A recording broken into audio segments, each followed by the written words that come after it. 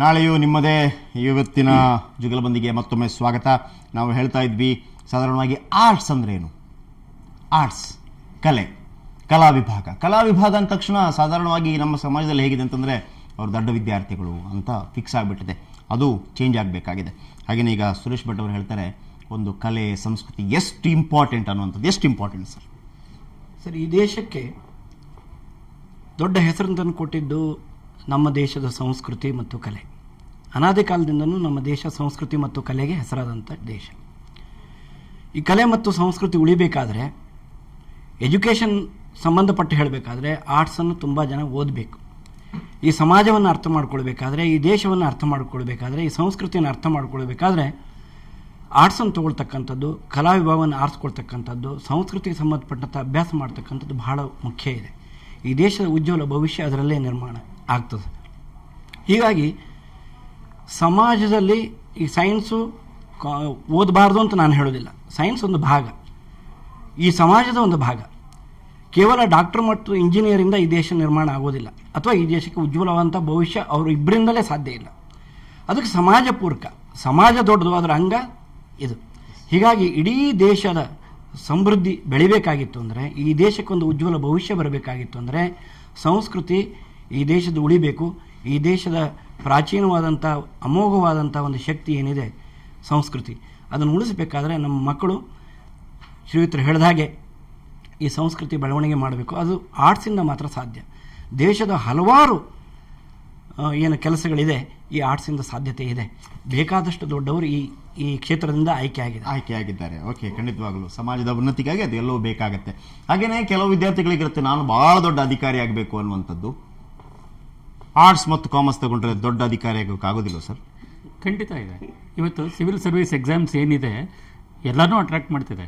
ಕಾರಣಾಂತರಗಳಿಂದ ಗ್ಲಾಮರ್ ಅಂತ engineering MBBS ಮಾಡಿದವರು ಕೂಡ ಮತ್ತೆ IASಗೆ ಬರ್ತಾ ಇದ್ದಾರೆ. IAS ಇರ್ಬೋದು, IPS ಇರ್ಬೋದು, ಇಂಡಿಯನ್ ಫಾರೆಸ್ಟ್ ಸರ್ವಿಸ್ ಇರ್ಬೋದು, ಇಂಡಿಯನ್ ಫಾರಿನ್ ಸರ್ವಿಸ್ ಇರ್ಬೋದು, Indian audits and account service ಇರ್ಬೋದು, ಇಂಡಿಯನ್ ರೆವೆನ್ಯೂ ಸರ್ವಿಸ್ ಇರ್ಬೋದು. ಈ Indian revenue service, Indian account service ಇವೆಲ್ಲ BCom BAಗೆ ಸಂಬಂಧಪಟ್ಟಿದ್ದು. ಆ ದೃಷ್ಟಿಯಿಂದ ಖಂಡಿತವಾಗಿ ಪರಿಶ್ರಮ ಪಟ್ಟರೆ ಇವರು IAS ಆಫೀಸರ್ಸ್ ಆಗಿ ಅಥವಾ IPS ಆಫೀಸರ್ಸ್ ಆಗಿ ಅಥವಾ ಇಂಡಿಯನ್ ಫಾರಿನ್ ಸರ್ವಿಸ್ ಆಗಿ ಫಾರಿನಲ್ಲಿ ತಿರುಗಾಡಿಕೊಂಡು ಅಷ್ಟೇ ಗ್ಲಾಮರ್ ಅದರಲ್ಲೂ ಇದೆ, ಅದನ್ನು ಖಂಡಿತ ಮಾಡ್ಬೋದು. ಆದ್ದರಿಂದ ಇವರು ಯಾವ ಕ್ಷೇತ್ರದಲ್ಲಿ ಕೆಲಸ ಮಾಡಲಿಕ್ಕೆ ಇಷ್ಟ ಆಗುತ್ತೆ ಅಂತಕ್ಕಂಥ ಒಂದು ಸಬ್ಜೆಕ್ಟನ್ನು ಡಿಗ್ರಿನಲ್ಲಿ ತೆಗೆದುಕೊಂಡಿದ್ದೇ ಆಗಿದ್ದರೆ, ಉದಾಹರಣೆಗೆ ಫಾರೆಸ್ಟ್ ನಾನು ಕನ್ಸರ್ವ್ ಮಾಡಬೇಕು ಅಂತಕ್ಕಂಥ ಒಂದು ಉದ್ದೇಶ ಇದ್ದರೆ BScನಲ್ಲಿ ಎನ್ವೈರ್ಮೆಂಟಲ್ ಸೈನ್ಸ್ ಮಾಡಿಬಿಟ್ಟು ಆಮೇಲೆ ಅವರು IASನ ಮಾಡ್ಕೊಂಡು ಹೋದಾಗ, IFS ಮಾಡ್ಕೊಂಡು ಇಂಡಿಯನ್ ಫಾರೆಸ್ಟ್ ಸರ್ವಿಸ್ ಮಾಡ್ಕೊಂಡು ಹೋದಾಗ ಒಳ್ಳೆ ಅಡ್ಮಿನಿಸ್ಟ್ರೇಷನ್ ಕೊಡಲಿಕ್ಕೆ ಖಂಡಿತ ಸಾಧ್ಯ ಇದೆ. ಓಕೆ, ನಾಗೇಶ್ ಅವರು ಹೇಳುವ ಪ್ರಕಾರ ನೀವು ಕೂಡ ಶಂಕರ್ ಬಿದಿರಿ ಆಗ್ಬೋದು, IPS ಅಧಿಕಾರಿ ಆಗಬಹುದು. ನೀವು ಕೂಡ ನಮ್ಮ ಕರ್ನಾಟಕದ ಚೀಫ್ ಸೆಕ್ರೆಟರಿ SV ರಂಗನಾಥ್ ತರ ಚೀಫ್ ಸೆಕ್ರೆಟರಿ ಆಗ್ಬೋದು. ಯಾಕಂದ್ರೆ ಇಡೀ ಕರ್ನಾಟಕ ಸರ್ಕಾರವೇ ಅವರ ಕಂಟ್ರೋಲ್ ಅಲ್ಲಿ ಚಿರಂಜೀವಿ ಸಿಂಗ್ ತರ ಆಗ್ಬೋದು. ನೀವು ಕೂಡ ಜ್ಯೋತಿ ಪ್ರಕಾಶ್ ಮಿರ್ಜಿ ಬೆಂಗಳೂರು ಪೊಲೀಸ್ ಆಯುಕ್ತ ಅವ್ರ ತರನೂ ಆಗ್ಬೋದು. ಅಜಯ್ ಕುಮಾರ್ ಸಿಂಗ್ ಆಗ್ಬೋದು. ಅಜಯ್ ಕುಮಾರ್ ಸಿಂಗ್ ಬಹಳ ಒಳ್ಳೆ ಕವಿ ಕೂಡ. ಅವರು ಬಹಳ ಒಳ್ಳೆ ಸೊಗಸಾದ ಕವನಗಳನ್ನು ಬರೀತಾರೆ, ಅವರು ಹಾಡ್ತಾರೆ. ಸೊ ಹಾಗಾಗಿ ನಾಳೆ ಕೂಡ ನಿಮ್ಮದೇ. ಹಾಗಾಗಿ ಕೇವಲ ರ್ಯಾಂಕ್ ಸ್ಟೂಡೆಂಟ್ಗಳು ಓಕೆ ಡಾಕ್ಟರ್ ಇಂಜಿನಿಯರ್ ಆಗೋರು ಆಗಬೇಕು, ಖಂಡಿತವಾಗ್ಲೂ ಅವ್ರಿಗೂ ಕೂಡ ನಮ್ಮ ಪ್ರೋತ್ಸಾಹ ಇದ್ದೇ ಇದೆ. ಆದರೆ ಮಾರ್ಕ್ ಬಂದಿಲ್ಲ, ಕಡಿಮೆ ಬಂದಿದೆ, ಅಥವಾ ನಾನು ಆರ್ಟ್ಸ್ ಡಿಗ್ರಿ ಮಾಡಿ ಏನು ಮಾಡೋದು, ಕಾಮರ್ಸ್ ಡಿಗ್ರಿ ಏನು ಮಾಡೋದು, ತಲೆ ಕೆಡಿಸ್ಕೋಬೇಡಿ. ಸಾಕಷ್ಟು ಅವಕಾಶಗಳು ಹೇಳಿದರು. ನಾಗೇಶ್ ಅವರು ಹೇಳಿದರು, ಹಂಸಲೇಖ ಅವರು ಹೇಳಿದರು ಏನೆಲ್ಲ ಇದೆ ಅನ್ನುವಂಥದ್ದು.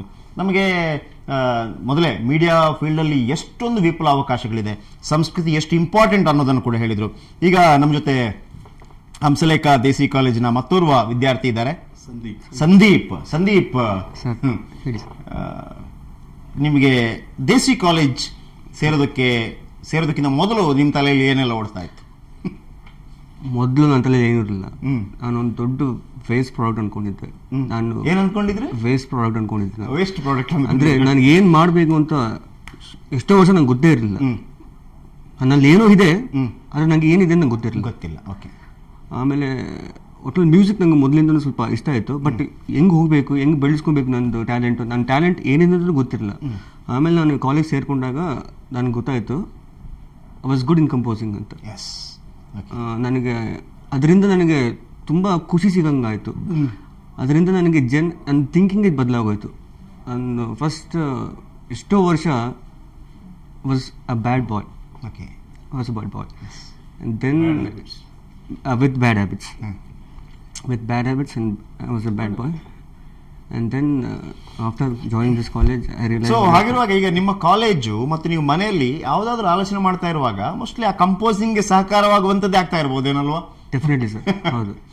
ಬಹುಶಃ ಹಾಗಾಗಿ you are one of the very happiest person, very lucky person ನಾವು. His parents are most happiest persons now. Okay. ಮಗ ದಾರಿ ತಪ್ಪೋದ, ಆತ 5 ವರ್ಷ ಇಂಜಿನಿಯರಿಂಗ್ಗೆ ಬಹಳ ಕಷ್ಟಪಟ್ಟ. ಇಂಜಿನಿಯರಿಂಗ್ ಹೌದು, ಆಗ ತಂದೆ ಹಠ ಆಯ್ತು ಇಂಜಿನಿಯರ್ ಮಾಡಬೇಕು ಅಂತ, ಆಗಲೇ ಇಲ್ಲ.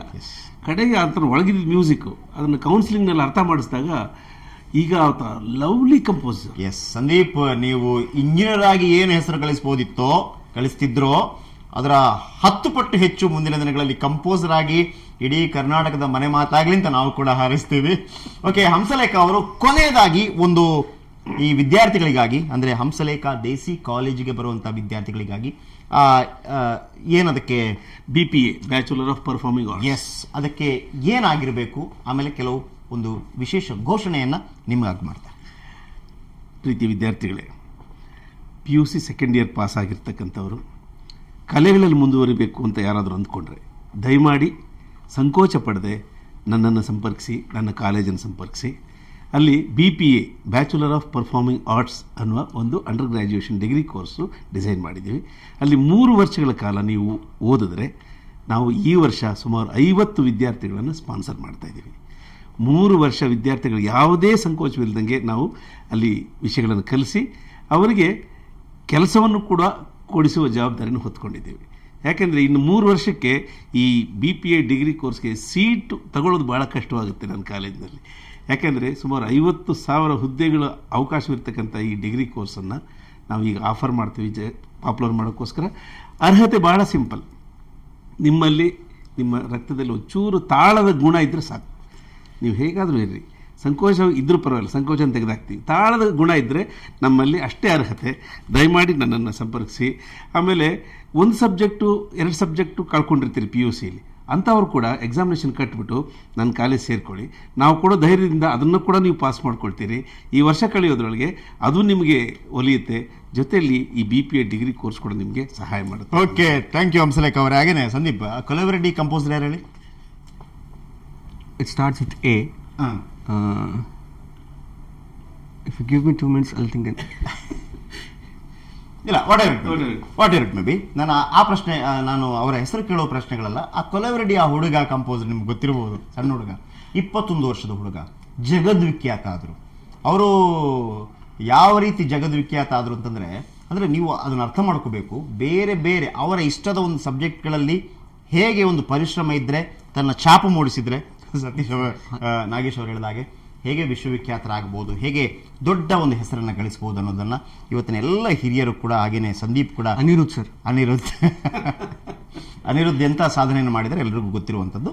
ಸೊ ಹಾಗೇನೆ ಹಂಸಲೇಖ ಅವರು ವಿದ್ಯಾರ್ಥಿಗಳಿಗೆ ಏನೆಲ್ಲ ಹೇಳಿದರು ನಿಮ್ಗೆ ಗೊತ್ತಿರುವಂಥದ್ದು, ಸಂಸ್ಕೃತಿ ಬಗ್ಗೆ ರಶ್ ಭಟ್ ಹೇಳಿರುವಂಥದ್ದು. ಹಾಗೆಯೇ ನಾಗೇಶ್ ಅವರು ಇನ್ನೊಂದು ಮಾತನ್ನು ಹೇಳಿದರು. ಕೆಲವು ಹೆಣ್ಮಕ್ಕಳನ್ನು 18-19 ವರ್ಷ ಆದ ನಂತರ ಕಾಲೇಜಿಗೆ ಹೋಗೋದು ಬೇಡ, ಮದುವೆ ಮಾಡ್ಕೊಬಿಟ್ರೆ ಸಾಕು ಅಂತ ಹೇಳ್ತಾರೆ. ಆದರೆ ಅವ್ರು ಹೇಳ್ತಾರೆ ಕೆಲವು ವಿದ್ಯಾರ್ಥಿಗಳು, ಅವ್ರಿಗೂ ಕೂಡ ವಿದ್ಯಾರ್ಥಿಗಳು ಪತ್ರ ಬರೆದು ಇಲ್ಲ ನಮಗೆ ಕೂಡ ಕಾಲೇಜಿಗೆ ಹೋಗಬೇಕು, ನಮಗೆ ಈ ಒಂದು ಫೀಲ್ಡಲ್ಲಿ ಇಂಟ್ರೆಸ್ಟ್ ಇದೆ ಅನ್ನುವಂಥದ್ದು. ಅಂಥವ್ರಿಗೂ ಕೂಡ ಪೇರೆಂಟ್ಸ್ಗಳು ಪ್ರೋತ್ಸಾಹ ನೀಡೋದು ಬಹಳ ಮುಖ್ಯ. ಸೊ ಹಾಗಾಗಿ ಡಾಕ್ಟರ್ ಇಂಜಿನಿಯರ್ ಆಗಿರುವಂಥವ್ರಿಗೆ ನಮ್ಮ ಖಂಡಿತವಾಗಲೂ ಒಂದು ಶುಭ ಹಾರೈಕೆ. ಜೊತೆಗೆ ರ್ಯಾಂಕ್ ಬಂದಿಲ್ಲ, ನಾವು ಜಸ್ಟ್ ಪಾಸ್ ಆಗಿದ್ದೀವಿ, ಆರ್ಟ್ಸ್ ಕಾಮರ್ಸ್ ಅಂತ ನೀವು ಬೇಸರಿಸಿಕೊಳ್ಳುವಂಥ ಅಗತ್ಯವಿಲ್ಲ, ಖಿನ್ನರಾಗುವಂಥ ಅಗತ್ಯವಿಲ್ಲ. ಎಷ್ಟೊಂದು ಅವಕಾಶಗಳಿದೆ. ಕೇವಲ 1 ಗಂಟೆ ಅವಧಿಯಲ್ಲಿ ನಾವು ನಿಮಗೆ ಸಾಕಷ್ಟು ವಿಷಯಗಳನ್ನು ಹೇಳಿದ್ವಿ. ನೀವು ಕೂಡ ಸರ್ಚ್ ಮಾಡಿ, ಸಾಕಷ್ಟು ಅವಕಾಶಗಳು ನಿಮ್ಗೆ ಕಾಯ್ತಾ ಇದೆ. ಹಾಗಾಗಿ ನಾಳೆನೂ ನಿಮ್ಮದೇ, ನಾಡಿದ್ದು ನಿಮ್ಮದೇ. ಕಾರ್ಯಕ್ರಮದಲ್ಲಿ ಭಾಗವಹಿಸುವಂಥ ಎಲ್ಲ ಅತಿಥಿಗಳಿಗೂ ಕೂಡ ಧನ್ಯವಾದ. ಕ್ಷಣದ ಸುದ್ದಿಗಾಗಿ ಸುವರ್ಣ ನ್ಯೂಸ್ 24/7 ನೋಡ್ತಾ ಇರಿ. Thank you.